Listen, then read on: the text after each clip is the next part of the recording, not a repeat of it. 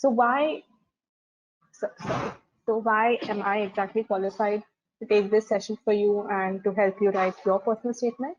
Well, I recently matched at the University of Illinois in 2022. I'll be starting in June. I had gotten a lot of compliments in my application, especially on my personal statement when I submitted it, and I ended up getting more than 25 interviews. So I think that kind of makes me qualified to help you out in writing your personal statement. So there are three very critical components when it comes to your USMLE application. The first thing definitely is your scores. Okay, now with step one becoming pass and fail, international medical graduates have to more and more depend on their step CK score. The second thing is letters of recommendations from doctors based in the United States.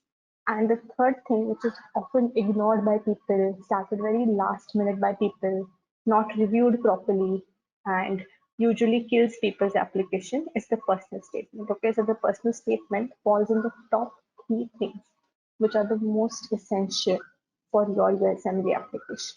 Okay, so like I said, your personal statement can make or break your application. If you're someone with really bad, poor scores, not a very good CV, not very good LORs, etc., then a very good personal statement written excellently, telling a beautiful story, can still make a program consider you.